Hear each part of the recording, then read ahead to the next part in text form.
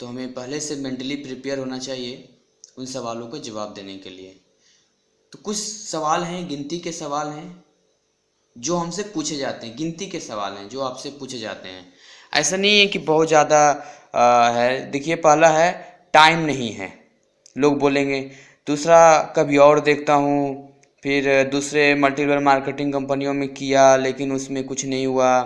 हमने पहले MBA business किया था, हमारे जानने वाले ने किया था लेकिन उसका कुछ नहीं हुआ।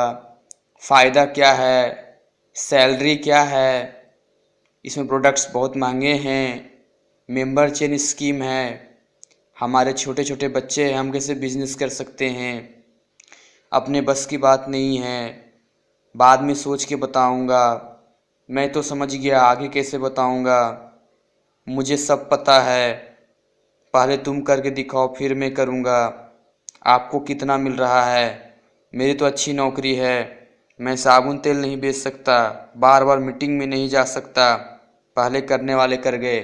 ऐसे बहुत सारे सवाल और भी हो सकते हैं, पर जनरली यही 20 सवाल हैं जो किसी न किसी रूप में हमारे पास घूम कर आते हैं। तो मैं आज कोशिश करूंगा इन सवालों के जवाब देने की, जिससे आप मेंटली प्रिपेयर होकर कहीं भी किसी से बेहिचक बात कर सके। एक बात मैं फिर से क्लियर कर दूं, यदि लोग आपसे सवाल करते हैं तो वहाँ पे वो इंटरेस्टेड है तभी सवाल कर रहे हैं, ऑब्जेक्शन खड़े कर रहे हैं, वो रिजेक्शन नहीं कर रहे हैं, रिजेक्ट नहीं कर रहे हैं। Objections are not rejection, objection rejection नहीं होता है। वो इंटरेस्टेड है तभी आपसे पूछ रहे हैं, किसी वजह से कोई ना कोई कारण है जिससे वो बिजनेस करने में उन्हें कठिनाई हो रही है, वो करना तो चाहते हैं पर कर नहीं पा रहे हैं, इस वजह से वो सवाल आपके सामने रख रहे हैं। तो आपको जिम्मेवारी बनती है कि आप उनके सवालों का सही सही जवाब दे सकें, और आपको इसके लिए सीखना होगा। तो आज मैं देखता हूँ वीडियो में,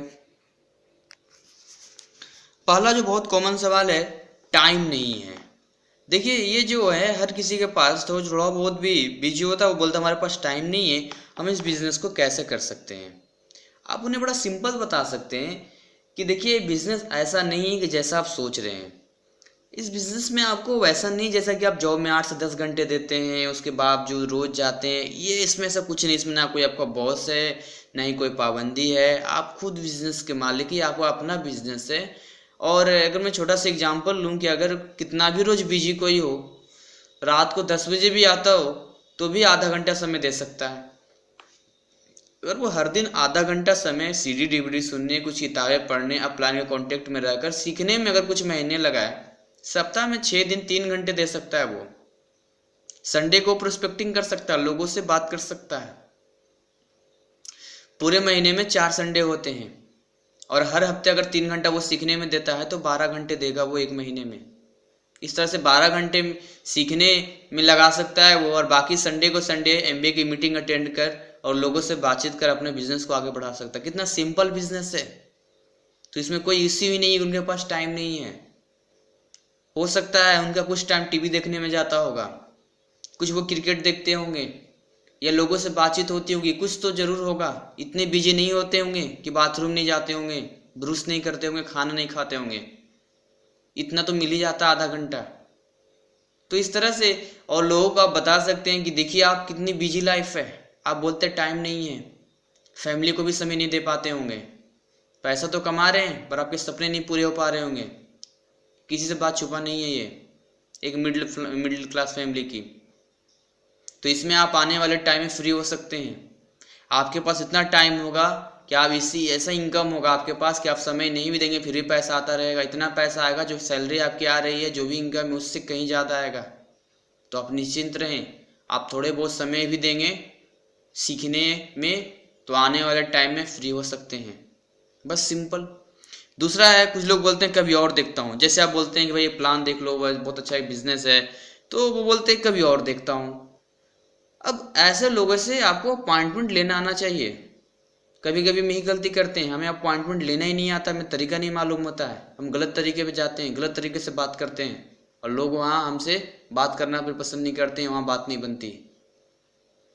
पहली बात, अगर कोई आपसे बोल रहा है कभी और देखता हूँ, तो उसके मन में ये डर है कहीं वो बिजनेस प्लान देख ले तो ज़बरदस्ती उसे मजबूरन वो बिजनेस करना पड़ेगा। ये दिमाग होते हैं लोगों को। आप उन्हें फ्री छोड़ दीजिए, आप उनसे बोलिए कि मेरा काम है बिजनेस बताने का, डिसीजन लेना आपका काम है, आप खुद समझदार हैं। मैं प्रॉमिस करता हूँ मैं आपको कभी नहीं बोलूँगा कि बिजनेस कीजिए, यदि आपको अच्छा नहीं लगेगा तो। आप फ्री हैं, लेकिन समझिए तो सही, बैठ कर देखिए तो सही बिजनेस प्लान क्या है, समझने में कितना पैसा खर्च होता है। आप उनसे बोल सकते हैं कि मैं आपसे बात कर रहा हूँ तो मेरे आपके कितने पैसे खर्च हो रहे हैं, बोलेगा कुछ भी नहीं। तो एक दिन बैठिए, संडे मंडे ट्यूसडे वेडनेसडे, किस दिन आपको टाइम मिलता है 15-20 मिनट में समय लूँगा और मैं आपको बैठकर इस बिज़नेस के बारे में बताऊँगा।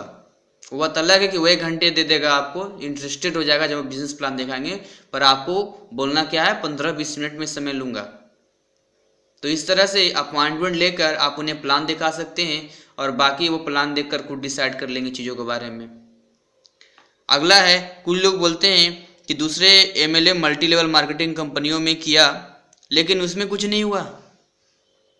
आप उन्हें बोल सकते हैं, एक छोटा सा एग्जांपल दे सकते हैं कि जब आप बाज़ार में सामान खरीदने जाते हैं, सपोज कि जब पंखा खरीदते हैं, इलेक्ट्रॉनिक सामान मोबाइल खरीदते हैं, तो 100 बार सोचते हैं, पूरा जांच पड़ताल करते हैं कि वाकई में चीज़ सही या गलत है। वहाँ हम जजमेंट का पावर अपना दिखाते हैं, हम जज करते हैं ना कि जो सामान ले जा रहे सही या गलत है। तो अगर बाज़ार में डुप्लीकेट भी है और ओरिजिनल भी है, अगर कोई डुप्लीकेट सामान खरीद ले, डुप्लीकेट चीज़ों में आ जाए, तो क्या इसका मतलब ओरिजिनल होते ही नहीं है? ये आपकी गलती है, आपने गलत चॉइस किया, या आपको जजमेंट करना चाहिए था उस समय। हाँ, अगर आपको लगता है कि इसमें उसी तरह से आप फंस सकते हैं तो आप उन्हें पूरा विश्वास दिला सकते हैं कि इस बिजनेस में आप आएँ, 1-2 मीटिंग अटेंड करें, कुछ सक्सेस प्रोफाइल्स देखें, आप इंटरनेट पर सर्च कर सकते हैं, उन लोगों से मिलवा सकता हूँ जो ऑलरेडी पैसा बना रहे हैं। उसके बाद आपको जब पूरा विश्वास हो जाए तो फिर इस बिजनेस में आ सकते हैं। ऐसे लोगों को आप ऐसे जवाब दे सकते हैं। और कुछ लोग तो बड़े खतरनाक होते हैं, बोलते हैं हमने पहले MBA बिजनेस किया था। अब जैसे ही ऐसे लोग आपसे बोलते हैं कि हमने पहले MBA बिजनेस किया था, आप डर जाते हो, आपको लगने लगता है कि ये तो हमारा सीनियर निकल गया, हमसे ज़्यादा जानता होगा MBA के बारे में, क्योंकि इन्होंने पहले MBA किया था। आप गलत सोच रहे हो, वो कुछ ज़्यादा नहीं जानता आपसे। अगर वो जानता तो आज MBA बिजनेस में होता और कुछ ना कुछ लेवल्स पे होता, उसकी इनकम भी होती। जितना आप जानते हो उतना वो नहीं जानता है। कहीं ना कहीं वो सिस्टम में नहीं रह पाया, उसके मन में कुछ डाउट्स हैं, वो क्लियर नहीं हो पाए, या उसने कुछ गलतियां की होगी जिस वजह से उस बिजनेस को छोड़ दिया। तो ऐसे लोगों से जब भी मिलना है आपको, तो आपको MBA के बारे में नहीं बताना। आप क्या करोगे, सबसे पहले उनसे पूछोगे कि आपने MBA बिजनेस में क्या किया था, वैसे कौन से रीजन थे जो उससे आपने बिजनेस को छोड़ दिया। उनसे पूरा पूछना है। हो सकता है उनके पास रॉन्ग इन्फॉर्मेशन हो, गलत इन्फॉर्मेशन हो, और जिसकी वजह से उनके मन में गलत चीज़ें आ रही होंगी, वो अफवाह के शिकार होंगे। जब उनसे पूरी जानकारी डिटेल ले लेना है, वो MBA के बारे में क्या जानते हैं, ऐसे क्या कारण थे जो उन्होंने MBA बिजनेस को छोड़ा, उसके बाद बताना है कि अब ये सिस्टम है, सिस्टम बदल चुका है, अब ऐसे ऐसे होता है, आपको ये चीज़ नहीं मालूम थी, अब ये है। तो जब आप उन्हें राइट या करेक्ट इन्फॉर्मेशन देंगे, अगर वो इंटरेस्टेड होंगे इसके बारे में, उन्हें लगेगा कि हाँ उनकी इनकम बढ़नी चाहिए, तो ऑलरेडी आपके बिजनेस में आ जाएंगे। तो कभी भी ऐसे लोगों को जाते ही MBA के बारे में बताना स्टार्ट नहीं करना है। ऐसे लोग जब भी मिलते हैं उनसे पूछना है कि आप उनके बारे में क्या जानते हैं, उनसे उगलवाना है कि वो जानते क्या है। हो सकता है कभी कभी होता है ना कि हम मिरर के सामने खड़े होते हैं और मिरर पे धूल जमी होती है तो हमारा चेहरा नहीं दिख पाता है, पर जैसे जैसे वो धूल हटती जाती है हमारा चेहरा साफ साफ दिखने लगता है। उसी तरह से हो सकता है कहीं ना कहीं उनका धूल जमा हो। आपको क्या करना है, केवल धूल को हटाना है, करेक्ट इन्फॉर्मेशन उन्हें देना है, ताकि दोबारा इस बिजनेस को वो आकर समझ सके। ओके। एंड अगला मैं बात करूं, कुछ बोलते हैं कि हमारे जानने वाले ने किया था लेकिन उसका कुछ नहीं हुआ। कुछ बोलते हैं ना हमारे मामा का लड़का ने किया था, हमारे मौसी लड़के ने किया था, फूफा ने ये वगैरह, चाचा ने किया था, ये वो वगैरह वगैरह, दोस्त ने किया था पर कुछ नहीं हुआ, ये वो वगैरह वगैरह बोलते हैं।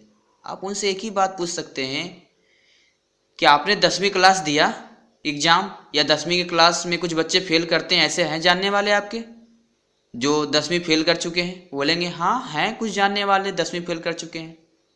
तो आप उनसे पूछिए कि आपके जानने वाले हैं 10वीं फेल कर गए, तो क्या आप अपने बच्चे को, अपने परिवार को 10वीं के एग्ज़ाम नहीं दिलवाएंगे क्योंकि आपके जानने वाले ने दिया था पर वो फेल कर गए? तो बोलेंगे नहीं दिलवाएंगे। क्यों? तो उनसे पूछ सकते हैं कि एक ही क्लास में कुछ बच्चे पास कर जाते हैं, कुछ बच्चे फेल कर जाते हैं, ऐसा क्यों होता है? क्यों होता है ऐसा? सिलेबस एक, क्वेश्चन भी वही होते हैं, समय वही होता है, टीचर भी वही होते हैं, फिर ऐसा क्यों? तो कहीं ना कहीं जो बच्चा फेल किया है वो कहीं ना कहीं कुछ गलतियां करता है, सिलेबस की चीज़ों को ढंग से नहीं कर याद कर पाता, पढ़ पाता, सिस्टम में नहीं रह पाता, यूँ कह सकते हैं।